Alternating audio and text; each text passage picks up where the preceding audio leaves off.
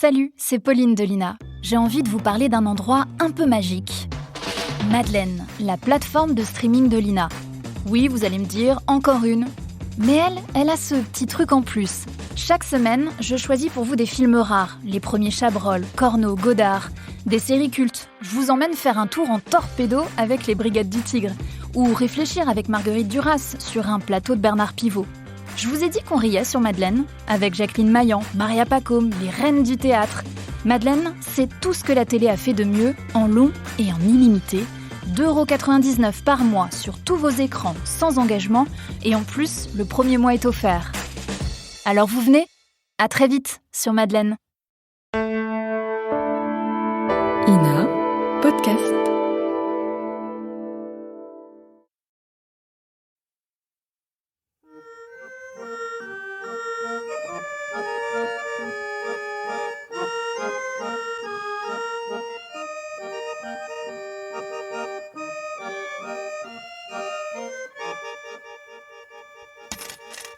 Oh, thank you. Thank you, Monsieur Sherlock Holmes.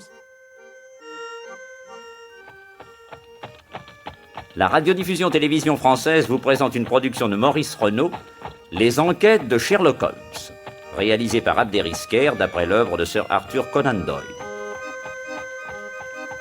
Aujourd'hui, le mystère du Val-Boscombe.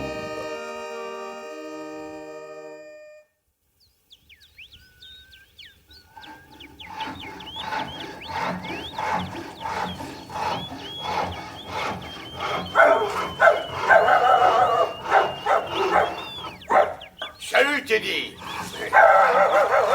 Salut, William. Alors, Black, vas-tu te taire? Belle journée, hein? Ouais.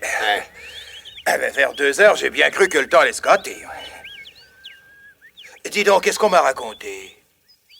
Tu vas quitter Monsieur Turner? Oh, je suis pas encore décidé. Non, c'est mon fils qui voudrait que j'aille habiter avec lui à Bristol.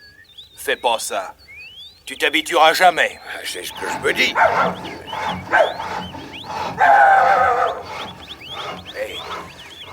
Et ça fait combien de temps que t'es garde-chasse chez Monsieur Turner? 30 ans. 30 ans, tu penses? Moi, tu vois, ça fait pas tout à fait 10 ans que je suis son garde forestier. Et avant, j'étais à Londres. Eh ben, s'il fallait que je le quitte, c'est pas dans une ville que j'irais. Et puis, les bois, ça fait trop de bien à la petite. Et Monsieur Turner, c'est un si brave homme. Ça, on peut le dire. C'est pas comme son cher ami McCarthy. Oh, celui-là, quelle tête de cochon! Jamais un mot aimable. On se demande comment ils peuvent être si copains tous les deux. On m'a dit qu'ils avaient été aux colonies ensemble. C'est pas une raison. Il paraît que Monsieur Turner, il loue sa ferme à McCarthy pour une bouchée de pain et avec une de ses installations. Ah là, ils sont drôlement bien logés, le père et le fils. Il y a de la veine que pour la canaille. Et remarque que le petit, lui, il est plus aimable que son père. C'est pas difficile. Mais on se demande tout de même pourquoi M. Turner et sa fille sont allés introduire dans leur domaine ces deux McCarthy. Bonjour, monsieur William. Ah, tiens, bonjour, Tia. Oh, dis donc, papa. Je viens de voir près de l'étang monsieur McCarthy et son fils. Qu'est-ce qu'ils se disputaient? Et à propos de quoi? J'ai pas pu entendre. Mais monsieur James, fallait voir comme il répondait. Même qu'à un moment, il a levé la main. J'ai cru qu'il allait donner une gifle à son père. Oh! Parfaitement. Quelle génération, ça! Mais moi, dis donc, je l'ai vu tout à l'heure, monsieur McCarthy. Et il est passé par ici, il était tout seul. Moi aussi, je l'ai vu, je l'ai croisé sur le chemin de l'étang. Et 3 minutes après, j'ai salué le fils. Il suivait de loin son père avec un fusil sur l'épaule. Tenez, le voilà qui s'amène. Et pourquoi il court comme ça? William, Teddy, venez vite. Mon père, on l'a assassiné. Qu'est-ce que vous dites? Oui, près de l'étang. Il a le crâne défoncé. Mais monsieur James, et vous avez du sang sur vos manches? Et sur vos mains? Mais qu'est-ce que vous attendez? Mais venez donc! Oh, une mort, quelle affaire!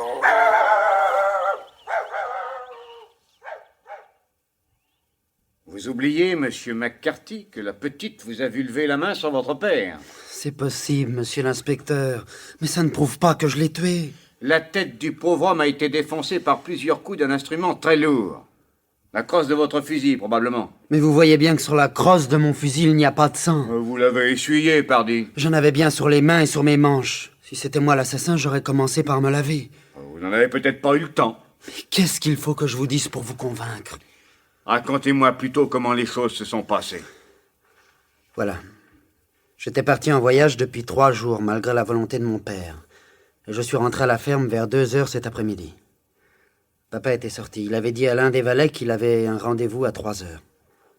J'ai fait ma toilette, j'ai changé de vêtements, puis j'ai pris un fusil pour aller tirer quelques lapins dans la garenne qui est de l'autre côté de l'étang. J'ai croisé William, le garde-chasse. Mais il se trompe quand il vous dit que je suivais mon père. J'ignorais absolument qu'il était dans les parages. C'est quand je suis arrivé à environ 100 mètres de l'étang que j'ai entendu son appel. « Couy !» C'était le cri qui nous servait de signal à mon père et à moi. Je me suis mis à courir et en effet, je l'ai aperçu près des roseaux. Vous vous êtes approché? Oui. Et alors? Alors une violente dispute a éclaté entre nous. Mon père était très brutal. Il m'a fait des menaces. Et vous avez levé la main sur lui? Oui. Oui, mais plutôt que de prolonger une querelle sans issue, je l'ai quitté et je repris la direction de la ferme. Je n'avais pas fait 150 mètres que j'entends derrière un cri affreux.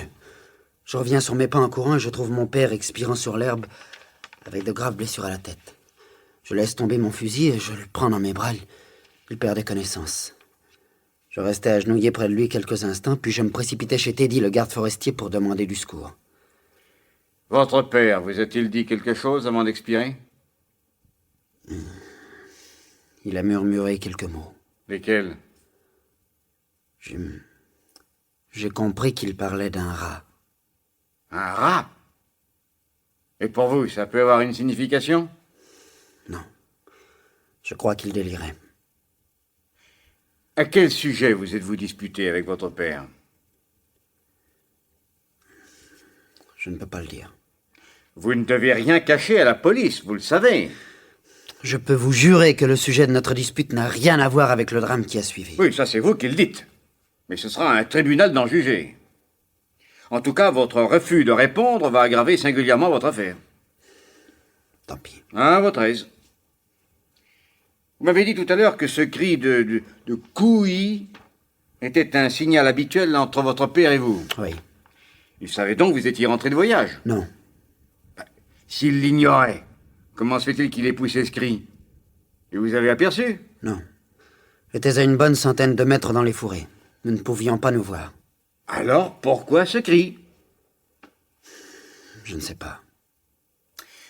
Vous dites que vous avez quitté votre père pour mettre fin à cette dispute. Entre votre départ et le moment où vous avez entendu son cri de douleur, avez-vous rencontré ou vu quelqu'un? Non, personne. Et quand vous êtes retourné en courant vers votre père, quelque chose vous a-t-il paru anormal? Je sais pas, moi, le bruit de branches cassées sous les pas de quelqu'un qui s'enfuyait, par exemple? Non. Je dois vous dire que j'étais si bouleversé quand je me suis rué vers l'endroit d'où mon père avait poussé ce cri de douleur que je n'ai pensé à rien d'autre qu'à lui. Pourtant?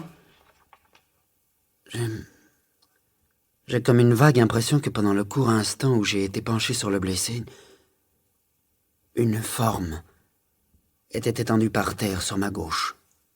Une forme? Oui. Oui, quelque chose de grisâtre, peut-être une couverture. Sur le moment, je n'y ai pas prêté attention.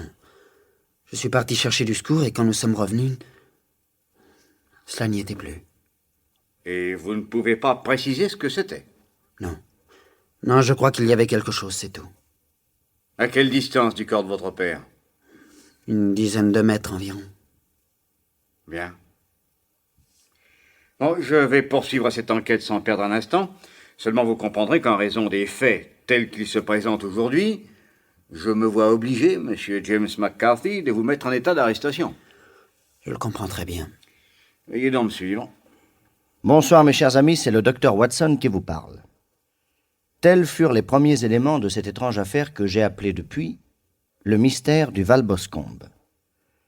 Premiers éléments qui nous furent exposés à mon ami Sherlock Holmes et à moi par mademoiselle Turner, la fille du propriétaire du domaine où s'était déroulé le drame. Convaincue de l'innocence de James McCarthy, elle nous avait envoyé un télégramme nous suppliant de venir tenter de le sauver. Et Sherlock Holmes, qui connaissait un peu le drame par les journaux, pressentait une affaire intéressante. Nous avions donc sauté dans le train pour gagner le joli petit village de Ross, dans le Herefordshire. Mademoiselle Turner nous attendait à l'auberge et, dans une des chambres retenues à notre intention, elle nous avait exposé les grandes lignes du drame. C'était maintenant à Sherlock Holmes de poser les questions. Dans quelle colonie M. Turner a-t-il connu la victime, mademoiselle? À Victoria, en Australie. Votre père est revenu se fixer en Angleterre il y a combien de temps? Il y a une 20aine d'années. Et M. McCarthy? 1 ou 2 ans après. Il avait rencontré mon père à Londres, et comme il cherchait un endroit où faire de la culture, papa lui a loué notre ferme. Mais pourquoi si bon marché? Il a voulu rendre service à son vieux camarade sans en tirer profit. Bien. Vous êtes née ici, mademoiselle? Oui, monsieur. Et James McCarthy? En Australie. Quand il est arrivé ici, il avait à peine 2 ans. Habitant le même domaine, vous vous voyez souvent, je suppose. Oh oui, nous jouions ensemble. Je peux dire que James est mon plus vieil ami d'enfance. Mais je l'ai beaucoup moins vu quand mon père m'a mise en pension à Bristol. Quand êtes-vous revenu ici définitivement? L'année dernière. Vous avez encore votre mère? Non, maman est morte quand j'avais 9 ans. Et James? Il a lui aussi perdu sa mère très jeune. C'est vraiment dommage, car son père l'a privé de tendresse, et son naturel affectueux en a beaucoup souffert. Je connais bien James, monsieur Holmes, et je le sais incapable d'un acte de violence, à plus forte raison d'un meurtre. Il est à la prison de Hereford, je crois. Oui. Il a été interrogé selon la loi par un coroner, assisté d'un jury, et tous sont persuadés que c'est lui l'assassin. Ils l'envoient comparaître en cour d'assises. Eh bien, pour moi, ils lui ont reconnu à la fois trop et trop peu d'imagination. Que voulez-vous dire? J'ai lu dans le journal qu'on lui reproche d'avoir imaginé 2 choses aussi invraisemblables que l'allusion du mourant à un rat et la disparition d'une vague forme en étoffe. Par contre, on trouve normal qu'il n'ait pas songé à inventer un motif de dispute suffisamment habile pour que la sympathie du jury lui fût assurée. Pour moi, c'est au contraire tout cela qui me penche à le croire innocent. Oh, monsieur Holmes, je vous remercie. Non, attention, mademoiselle, n'allons pas trop vite. J'ai dit qui me penche à le croire innocent. S'il appartient à la police de faire la preuve de sa culpabilité, il m'appartient à moi, par le mandat que vous m'avez confié, de faire la preuve de son innocence. Or, pour le moment, nous n'en sommes qu'à des suppositions d'ordre psychologique, ce qui est insuffisant. Hélas. Dites-moi, mademoiselle, vous qui connaissez bien les McCarthy, auriez-vous une idée du motif de la querelle survenue entre eux? Oui, monsieur Holmes. À peu près à coup sûr. Je peux vous dire que si James n'a pas voulu parler devant le coroner, c'est par discrétion, car j'en suis certaine, c'est moi qui, une fois de plus, était le sujet de la discussion. En quoi? Monsieur McCarthy voulait absolument que son fils m'épouse. Et lui ne souscrivait pas au désir de son père. Je crois que un tel projet ne lui déplairait pas, mais j'ai toujours pressenti que quelque chose l'en empêchait. Quoi donc? Je n'ai jamais pu le savoir. Et votre père aurait-il vu ce projet d'un œil favorable? Non.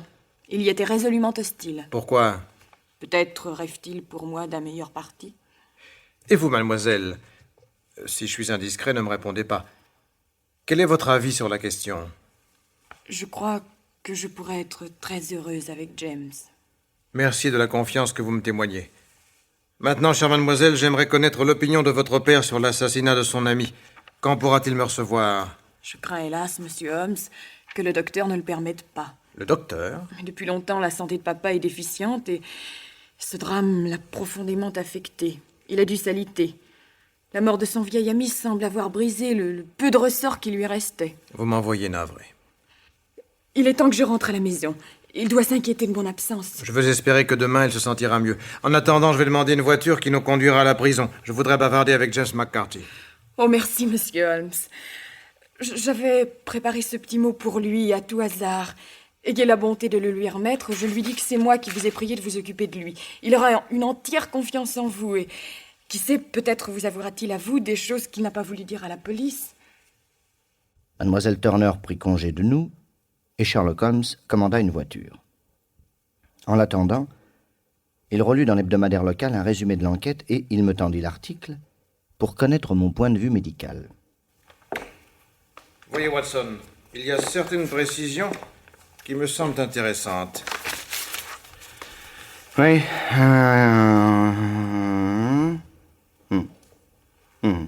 Le chirurgien a établi que les parties de la tête qui ont été fracassées sont le tiers postérieur de l'os pariétal gauche et la moitié gauche de l'os occipital. De toute évidence, le coup n'a pu être asséné que par derrière. Là-dessus, il n'y a aucun doute. Ce qui peut plaider en faveur de l'accusé, puisqu'en se querellant, les deux hommes étaient face à face. Remarquez, le père aurait pu tourner le dos à son fils avant d'être frappé par lui. Oui, c'est juste. Et que pensez-vous de ce rat dont il a parlé avant de mourir? Oh, certainement pas un mot prononcé dans le délire. Le fait est bien connu. Un homme qui vient d'être frappé d'un coup violent à la tête ne sombre pas dans le délire au moment d'expirer. Non, pour moi, il a tenté d'expliquer à son fils ce qui venait d'arriver. Enfin, cette étoffe grisâtre, soi-disant proche de la victime. Le meurtrier a peut-être laissé tomber son manteau. Et il serait revenu le prendre pendant que James était allé chercher du secours. Ouais. Oui, c'est possible. Ah, voici la voiture, descendons vite.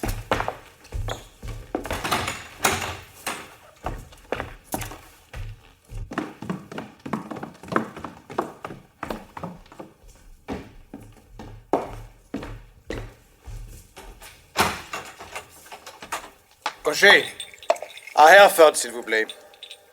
1 heure plus tard, un gardien de la prison nous conduisait jusqu'à la cellule de James McCarthy.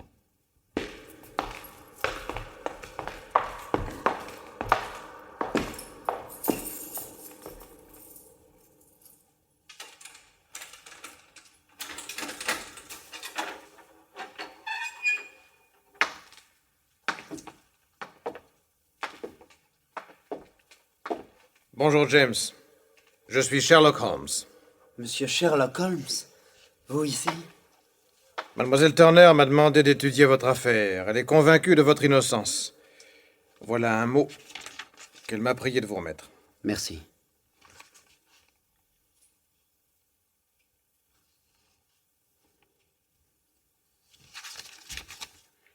Kat a raison, monsieur Holmes. Je suis innocent. Ce n'est pas moi qui ai tué mon père, tous les indices m'accordent, mais je suis victime de la fatalité. Tout à l'heure, vous me raconterez en détail ce qui s'est passé, mais il y a une chose qu'il faut me dire tout de suite. Quel a été le motif de la dispute que vous avez eue avec votre père? Vous pouvez parler sans crainte devant le docteur Watson, qui est mon ami et le vôtre. Mon père m'a violemment reproché d'être parti 3 jours sans sa permission et sans lui dire où j'étais allé. Était-ce la première fois que vous vous absentiez de cette façon? Non. Non, cela m'était déjà arrivé. Il a voulu me faire avouer que j'avais une liaison et que c'était la raison pour laquelle je refusais d'épouser Kat Turner. Car vous refusiez. Oh, bien malgré moi, je vous le jure. Mais j'y étais obligé. Et vous avez dit à votre père pourquoi il vous était impossible de songer à ce mariage? Non, parce que je crois qu'il m'aurait tué. Je lui ai simplement dit que j'étais trop jeune déjà pour faire une fin. Maintenant, James, dans votre intérêt, ne me cachez rien. Pourquoi ce mariage était-il impossible? À cause d'une bêtise que j'ai faite. Il y a 2 ans, j'ai connu une servante à un restaurant de Bristol. Et je suis le père de son enfant. Mon devoir est de l'épouser. Je lui ai promis de le faire dès que j'aurai une situation. Vous vous aimez? Non. Franchement, non. Pour elle comme pour moi. Ça n'a été qu'un feu de paille. Mais il faut bien payer les sottises qu'on a faites, n'est-ce pas? Quel âge a l'enfant? 18 mois. Il est très malade et je suis allé passer 3 jours auprès d'eux. Je vous en félicite. Maintenant, je voudrais savoir quelque chose. Précisez-moi 2 points. Est-il exact que votre père a dit à l'un de vos domestiques qu'il avait un rendez-vous avec quelqu'un à 3 heures? Ah oui. Le domestique s'appelle Hornby et il vous le confirmera. Bien. Secondo, quand votre père a poussé ce couï, ce cri de ralliement, il ignorait bien que vous étiez de retour au village. Oui. À ce moment-là, il ignorait totalement où je me trouvais. Pour Sherlock Holmes, c'était sur ces 2 points que reposait toute l'affaire. James nous conta ensuite les événements tels qu'ils s'étaient déroulés et Il ne nous apprit rien que nous ne sachions déjà. Nous revînmes coucher à l'auberge de Ross, et le lendemain matin, Sherlock Holmes interrogea diverses personnalités du village qui confirmèrent l'amitié et la bonté de M. Turner pour son ami McCarthy. Est-ce que cela ne vous paraît pas un peu bizarre, Watson, que ce McCarthy, qui apparemment n'a aucune fortune et a contracté tant d'obligations envers Turner, s'entête à vouloir marier son fils à la fille unique de son bienfaiteur qui héritera de tous les biens et domaines? Je suis de votre avis. Cette attitude est d'autant plus choquante que Turner était hostile à ce projet. D'ailleurs, il faudra bien que nous sachions pourquoi une telle hostilité. Nous nous rendîmes à la ferme. C'était un large et confortable bâtiment à 2 étages. Sherlock Holmes demanda à la servante de lui montrer les chaussures que portait son maître le jour de sa mort. Il les mesura avec beaucoup de précision, ainsi qu'une paire de souliers appartenant à James, bien qu'il ne les portât pas au moment du crime. C'est à ce moment-là qu'arriva l'inspecteur Brown. Monsieur Sherlock Holmes? Oui, c'est moi. Inspecteur Brown, de la police locale. Enchanté. Pas moi. Plaît-il? Je suis le contraire d'un hypocrite, monsieur Holmes. Et je ne vous cacherai pas plus longtemps que je n'ai aucun plaisir à faire votre connaissance. Alors, pourquoi êtes-vous venu? Pour vous dire que votre petite contre-enquête ne me plaît guère. Je suis membre de la police de Sa Majesté la Reine Victoria. Je connais mon métier. Et je n'admets pas qu'un amateur vienne fourrer son nez dans mes affaires, contrôler mon travail, et au besoin jeter le doute sur des compétences reconnues officiellement et depuis longtemps. Si vous êtes si sûr de vos compétences, cher monsieur, pourquoi tant d'inquiétude? Je m'élève contre le principe. Je représente une autorité. Et si quelqu'un vient refaire mon travail derrière moi, je perds mon autorité. Vous avez conclu, je crois, par la culpabilité de James McCarthy. Absolument. Alors, si j'arrive à la même conclusion, vous en sortirez grandi. Oui, bien sûr, mais si vous concluez à l'innocence de l'accusé. Vous dites vous-même que je ne suis qu'un amateur. Croyez-vous qu'en haut lieu, on prenne en considération les conclusions d'un amateur? Oh, des conclusions venant de vous, ça, sûrement. Ce qui indiquerait que vos supérieurs sont plus bêtes que vous. Hein? J'ai pas dit ça. Dans ce cas, permettez-moi de juger votre éruption dans cette pièce parfaitement inutile et intempestive. Ah non, mais... Permettez-moi également d'ajouter qu'en général, vos confrères sont plus habiles. Quand ils me voient arriver sur une affaire, ils m'apportent leur collaboration. Car si je réussis là où ils ont échoué, ils peuvent toujours dire « Pardon, j'étais encore là ». Oh, je suis incapable de tous ces calculs. Je suis un honnête homme, moi. Et tant pis pour mon avancement. Inspecteur Brown, vous m'êtes très sympathique. Maintenant, je vais demander au garde-chasse de m'emmener sur les lieux du crime. Vous n'avez pas besoin du garde-chasse, je peux très bien vous y emmener moi-même. Non, je ne voudrais pas vous déranger. Et puisque je suis là... Sherlock Holmes et moi nous suivîmes l'inspecteur Brown qui sortit de la ferme, traversa un grand pré et s'engagea dans un chemin sablonneux sous un bois de pins. À quelques centaines de mètres de là, la nature des arbres changea et nous fûmes bientôt environnés de taillis épais. C'est ici, un peu avant le tournant du chemin, que l'accusé aurait entendu l'appel de son père. Et c'est d'ici également, comme il retournait vers la ferme, qu'il aurait été stoppé par son cri de douleur. Bien, continuons notre route.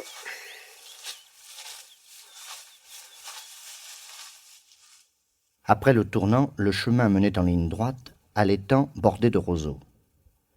Entre la lisière du bois et le bord de l'eau, le sol était un sable fin, maintenu humide par des infiltrations. Sherlock Holmes y découvrit diverses empreintes de pieds. Inspecteur Brown. Monsieur? Les chaussures que vous portiez quand vous avez commencé votre enquête, sont-elles les mêmes que celles que vous portez aujourd'hui? Oui, pourquoi? Auriez-vous la bonté de venir placer votre pied dans cette empreinte? Si vous y tenez.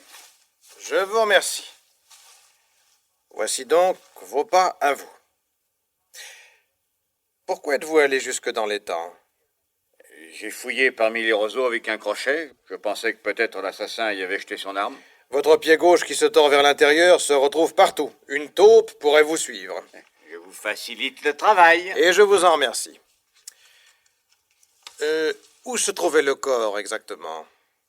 Ici. Là. Je suis étonné d'avoir à vous le dire. La trace sur le sable est suffisamment apparente, non? Je ne vous demandais qu'une confirmation de ce que je supposais. Vraiment? Voyons. Et d'après les dimensions dont j'ai pris note, voici sans aucun doute les empreintes des chaussures de la victime et celles du fils, qui est arrivé 2 fois jusqu'ici, venant du chemin de la ferme. Regardez Watson. Vous voyez, une première fois, il a marché d'un pas normal. Il a piétiné ici, face à son père, pendant la dispute, puis il est reparti. Suivons ses traces. Approchez. Vous voyez, il a repris la direction de la ferme. Il a dû effectivement entendre le cri de douleur de son père, là où M. Brown a bien voulu nous l'indiquer. Et puis, il est revenu, en courant vers l'étang, jusqu'à l'endroit où gisait le blessé. En courant? Mais oui. Je voudrais bien savoir à quoi vous le voyez. Et regardez, les talons sont à peine visibles, alors que les pointes sont profondément enfoncées dans le sol. Oui, possible.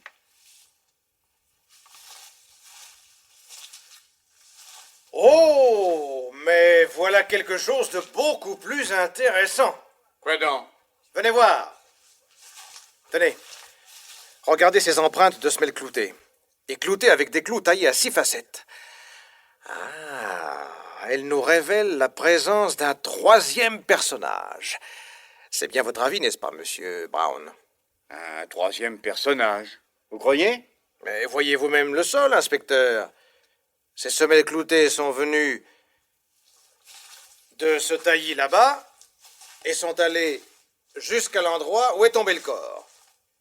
Puis, elles ont regagné le taillis pour revenir à un certain moment à mi-distance, là où probablement se trouvait la forme grise qui était par terre, un manteau sans doute. Ah, mais c'est en effet cet endroit-là que m'a indiqué James McCarthy. Et puis, vous voyez, les semelles cloutées sont reparties vers le taillis pour disparaître définitivement. Pendant un long moment, Sherlock Holmes continua à examiner le sol, allant et venant ou se jetant par terre, une loupe à la main. Soudain, je le vis sortir de sa poche une enveloppe, dans laquelle il fit glisser comme un petit caillou brun et un peu de poussière grise qui avait particulièrement retenu son attention. Un peu plus loin, une grosse pierre aux arêtes vives gisait dans l'herbe au pied d'un arbre. Il l'étudia longuement et l'attendit à l'inspecteur. Prenez cette pierre, cher Monsieur Brown. Elle vous revient de droit. Qu'est-ce que vous voulez que j'en fasse? Ce que vous voudrez. C'est l'arme du crime. Hein?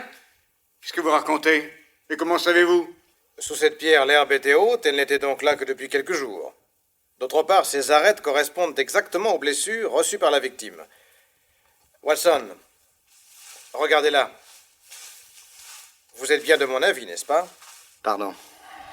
Oui, certainement. Et, d'après son poids, elle a parfaitement pu assommer la victime. Oh, vous avez vu cette petite traînée brune? Oui. C'est du sang. Bravo.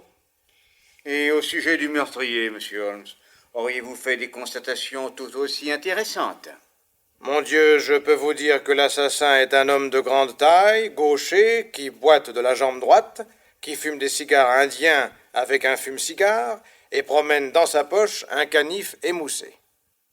Devant cette déclaration, l'inspecteur Brown en eut le souffle coupé et il demeura sur place, bouche bée. Tandis que Sherlock Holmes s'éloignait en direction du village, pas mécontent du tout de son petit effet. Puis, il me pria de l'excuser de ne pas déjeuner avec moi, et il me donna rendez-vous vers 4 heures sur le lieu même du crime. Selon mon habitude, je ne lui posai aucune question, et, revenant à l'inspecteur, je l'invitai à partager mon modeste repas afin d'adoucir la blessure d'amour-propre que Sherlock Holmes lui avait visiblement infligée. C'était d'ailleurs un parfait honnête homme, plus sot que méchant. Je le quittai vers 3 heures, et je me promenais dans la campagne qui était ravissante jusqu'au moment de gagner le lieu de notre rendez-vous. Sherlock Holmes y était déjà assis sur un énorme tronc d'arbre récemment abattu. J'espère que vous avez bien déjeuné. Oui, j'ai invité l'inspecteur Brown pour essayer qu'il ne vous en veuille pas trop. Vous êtes un fin diplomate, merci. Et vous? Je suppose que vous avez bien travaillé? Je ne suis pas mécontent de moi. J'attends une visite. Ah, qui? Vous le verrez bien. Voyez-vous, Watson, dans ce genre d'enquête, il faut prendre un parti. Ou l'on admet ce que dit l'accusé, ou bien on ne le croit pas. Moi, d'instinct, je suis parti de l'idée que James McCarthy ne mentait à aucun moment. Et qu'à moi, il avait dit la vérité dans tous les domaines. Et qu'est-ce que ça vous donne? Ceci. Le père ignorait le retour de son fils. Il a cependant poussé ce cri particulier, Koui, qui, on le sait depuis longtemps, est un cri spécifiquement australien. Il y a donc de fortes raisons de croire que la personne avec laquelle McCarthy avait rendez-vous était allée en Australie. D'autre part, il y a ce rat mystérieux. Tenez, j'ai acheté une carte de la colonie de Victoria. Ouvrons-la si vous le voulez bien. Et asseyons-nous sur ce tronc d'arbre. Voilà. Si je pose mon index sur ce mot que vous voyez ici, et si je ne laisse apparente à vos yeux que les 3 dernières lettres, que lisez-vous? Rat. Et si j'enlève mon doigt, vous pouvez lire le mot entier qui est... Balara. Voilà. Eh bien, c'est sûrement le mot que McCarthy a prononcé en mourant. Et son fils n'en a entendu que la dernière syllabe. Ah oui, mais pourquoi a-t-il prononcé ce mot? Il y a de grandes chances pour qu'il ait voulu nommer son assassin un tel de Balara. Ah, merveilleux. Non, évident. Maintenant, vous le voyez, le champ commence à se rétrécir. Quant à la forme grise aperçue à 10 mètres du cadavre, nous pouvons sans trop de risque supposer, n'est-ce pas, qu'il s'agit d'un manteau. Nous avons désormais la notion d'un Australien de Ballarat portant un manteau gris et de plus familier du domaine, puisqu'il n'a pu entrer que par la grille du château de M. Turner ou le portail de la ferme habitée par McCarthy. Oui. Soit, mais enfin, comment avez-vous pu donner à Brown certains détails complémentaires sur le physique et la personnalité de l'assassin? Vous connaissez ma méthode qui est basée sur l'observation des choses les moins apparentes. Oui, je sais, pour la taille, vous pouvez l'évaluer à peu près d'après la longueur des pas. De même, pour les chaussures, il y a les empreintes, mais la claudication. J'ai remarqué que l'empreinte du pied droit était toujours moins accusée que celle du pied gauche. Le marcheur pesait donc moins sur son pied droit. Et pourquoi? Parce qu'il boitait. Bravo. Mais vous avez dit aussi qu'il était gaucher. Vous connaissez les blessures causées à la victime, telles qu'elles ont été décrites par le journal. Le coup a été porté de très près par derrière, et il venait de la gauche. Pourquoi de la gauche, sinon que celui qui l'a asséné était gaucher? Pour moi, il s'est tenu dans le taillis pendant la discussion entre le père et le fils. Il les a écoutés, et pendant ce temps, il a laissé s'éteindre le cigare qu'il fumait en venant. J'ai trouvé par terre des cendres que j'ai recueillies, ainsi qu'un mégot de cigare indien importé par Vermeulen d'Amsterdam. Vous connaissez les études, Watson, que j'ai faites sur plus de 140 sortes de tabac. Oui, mais le fume-cigare? J'ai constaté que le mégot n'avait pas été mâché. Donc, on s'était servi d'un fume-cigare. En outre, la pointe n'avait pas été arrachée avec les dents, mais coupée en une section qui n'était pas très nette, d'où j'ai déduit que la lame de canif était émoussée. Formidable. D'ailleurs, sans en avoir l'air, j'ai posé ça et là des questions aux gens que je rencontrais, et toutes les réponses sont venues confirmer ce que je pensais. Vous savez donc qui a tué? Oui. Et c'est? La personne que vous voyez venir là-bas. L'homme qui approchait avait une allure assez impressionnante. Il était grand, il boitait, ses traits durs, creusés, et ses membres immenses indiquaient une force exceptionnelle tant au physique qu'au moral. Il avait la barbe en broussailles, les cheveux gris, et ses épaules voûtées, son teint cadavérique et l'ombre qui cernait profondément ses yeux disaient assez la gravité de son mal. Bonjour, Monsieur Turner.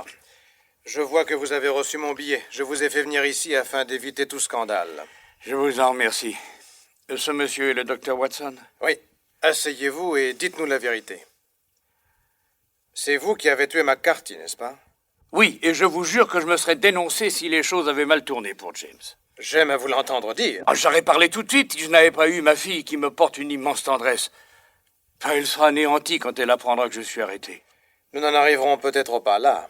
Comment? Je ne suis pas un policier officiel, Monsieur Turner, et c'est votre fille qui m'a appelé. Je sers donc ses intérêts. Il n'en est pas moins nécessaire que James McCarthy soit mis hors de cause. Je suis un homme qui se meurt, Monsieur Holmes. Peut-être le mois prochain ne serai-je plus de ce monde. J'aimerais tant mourir sous mon toit, et non au fond d'une prison. Dites-nous simplement la vérité. Je rédigerai les faits et vous signerez. Le docteur Watson servira de témoin. Ainsi pourrai-je produire vos aveux aux assises si le tribunal doutait encore de l'innocence de James, mais je vous promets de m'en servir seulement en cas de besoin absolu. Je vous en remercie du fond du cœur, Monsieur Holmes. Et maintenant, voici toute la vérité. Oh, elle tient en quelques mots. J'ai connu autrefois McCarthy aux mines d'or, en Australie. Au cours d'une querelle, j'ai tué un homme, et il n'y a eu qu'un témoin, McCarthy. Je l'ai supplié de ne pas me dénoncer, il a accepté et m'a fait signer un papier reconnaissant mon crime. Mais il a tenu parole, et je n'ai jamais été inquiété. Puis, fortune faite, je suis venu ici. J'ai acheté le château et ce domaine, et un jour à Londres, j'ai rencontré McCarthy. Il était sans le sou et il m'a obligé à lui offrir l'hospitalité et à l'installer dans ma ferme, sans quoi il allait me dénoncer à la police. J'ai plié. Et ce fut le début de mon calvaire. Sans cesse, il me demandait de l'argent. J'ai tout souffert, Monsieur Holmes. Tout accepté, les pires chantages. Mais quand il a émis la prétention de marier son fils à ma fille, je m'y suis opposé de toutes mes forces. Il ne pouvait pas y avoir de lien entre cet être abject et Kate, qui est la pureté même. Non, je ne pouvais pas accepter qu'elle entre dans une telle famille. Alors lundi dernier, il m'a donné rendez-vous ici à 3 heures. Pour vous reparler de mariage? Oui. C'est alors que j'ai assisté à une discussion entre le père et le fils. McCarthy disposait de Kate comme si elle était son propre bien. Je devins fou à l'idée que ce que je possédais de plus cher au monde pourrait tomber sous le joug d'un tel homme. Alors quand James fut parti, j'ai pris une pierre et j'ai assommé son père. Il est mort en prononçant le surnom qu'on m'avait donné là-bas autrefois, Jacques le Noir de Ballara. Je suis revenu prendre mon manteau qui était tombé et je suis rentré chez moi, épuisé. Voilà. Maintenant, Monsieur Holmes, faites de moi ce que vous voudrez. Je ne ferai rien d'autre que ce que je vous ai dit. Et vous répondrez de vos actes, Monsieur Turner, devant un tribunal beaucoup plus élevé que celui des assises. James McCarthy fut acquitté grâce à Sherlock Holmes, qui souffla à son avocat tout ce qui était nécessaire pour mettre en valeur les lacunes de l'accusation. Le vieux Turner mourut quelques mois plus tard, 3 jours après le décès d'un petit enfant, celui de James, qui avait tout fait pour l'arracher à la mort. La mère, qui n'avait jamais eu d'amour pour le jeune homme, lui rendit sa liberté. Ainsi furent réunies toutes les chances pour qu'il fût heureux enfin avec Kate, d'autant plus heureux qu'ils ignoreront toujours les drames du passé.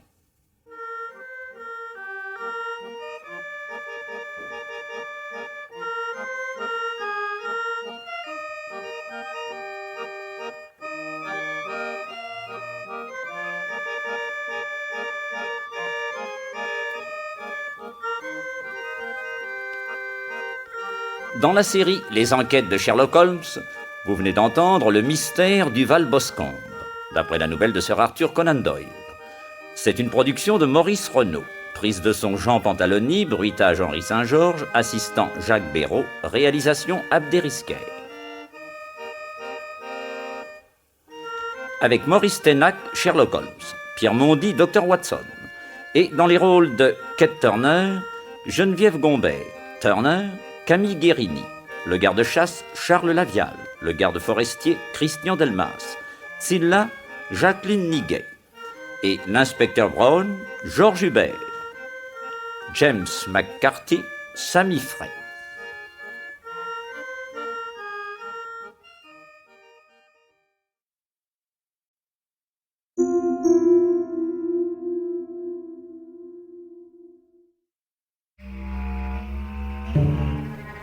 Marie Bénard a-t-elle empoisonné à l'arsenic son mari et 12 autres membres de sa famille? Voilà ce que vont tenter d'éclaircir avocats, enquêteurs, jurés, experts et contre-experts au cours d'une affaire qui passionne la France de 1952 à 1961.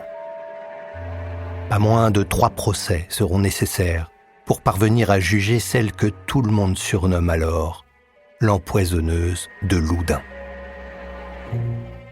À travers les chroniques judiciaires de Frédéric Potcher, la star de la profession à l'époque, le podcast Les Archives du crime vous fera éprouver, à votre tour, les tourments de la justice dans l'une des plus fameuses énigmes d'empoisonnement du XXe siècle. L'affaire Marie Bénard est à retrouver chaque jeudi à midi dans le podcast Les Archives du crime sur toutes les plateformes d'écoute et sur podcast.ina.fr.